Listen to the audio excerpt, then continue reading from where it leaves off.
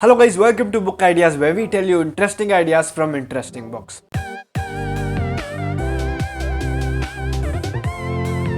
Today's book that we have picked is called The Psychology of Money: Timeless Lessons on Wealth, Greed and Happiness.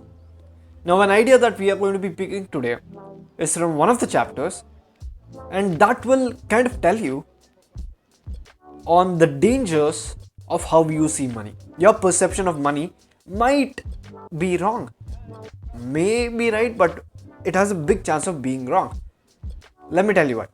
He starts off this with in a very interesting way. Okay, the chapter is called "No One's Crazy."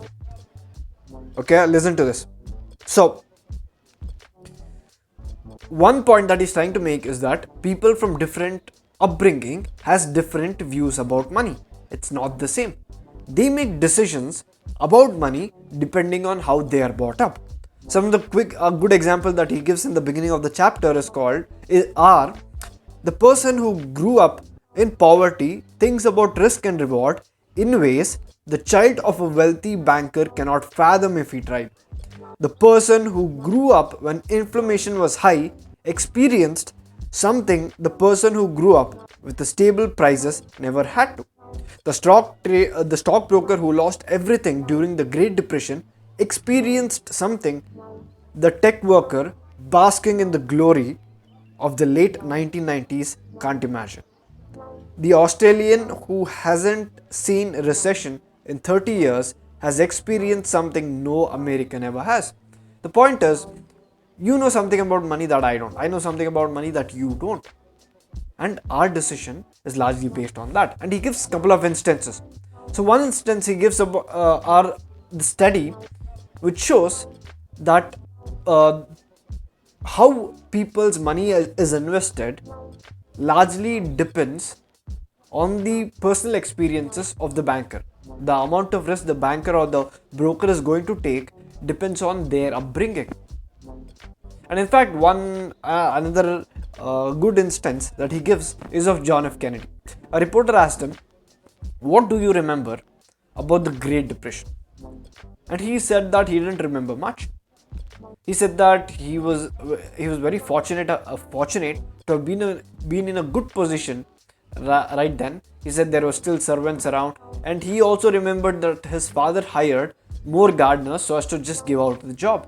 He said he doesn't have any other bad experiences regarding it, and he only realized how bad it was. He only knew about it when he went to Harvard years later and studied. And that is an experience which most people did not have. Not only that, he gives another interesting concept.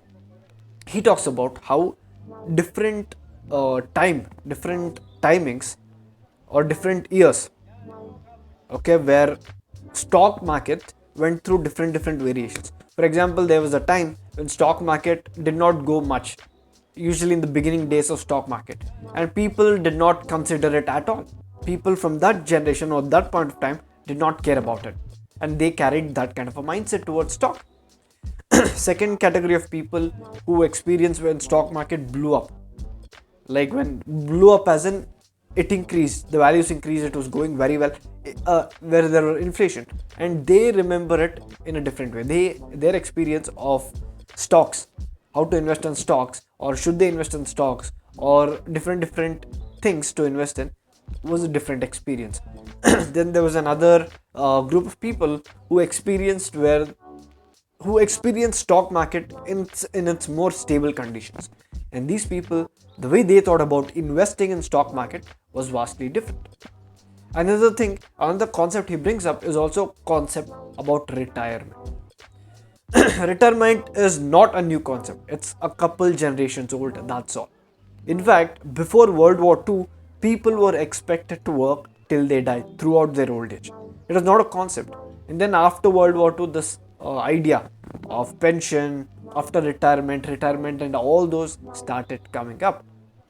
So because of that, people started treating their incomes differently. They started saving, they started putting in pension fund and different things. So why is all these important? Why are all these instances important? Why do these instances matter to you? So one thing you have to know is this: that a lot of times your money decisions may be biased. You might be making those decisions based on your personal experiences. The thing about personal experiences is this: you take in information that's out there, the data that's out there, and then you run that data through your filter, right? Your filter or your model of the world. Depending on your model of the world, you make decisions which may not be the actual way the world works.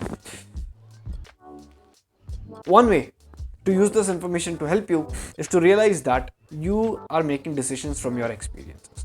If you can try to move away from that, try to sit down, understand, analyze situations without your emotional baggage or experiential baggage, you might be able to make a lot better decisions. So this is one of those things that is a mindset about money that is dangerous. You have to be careful about it. It's kind of like a bias. It's kind of like that blind spot that we don't really see. With that said, guys, this was the idea. If you felt like you never knew this, if you felt like this is a new understanding for you, a new way of seeing how to invest or the new way of seeing wealth, then leave a like, hit that subscribe button, because we will be coming up with more videos from this book which has some really cool concepts. And if you want to get the book, then you can click the link in the description to get the book. With that said, this is Abhishek signing off. Goodbye.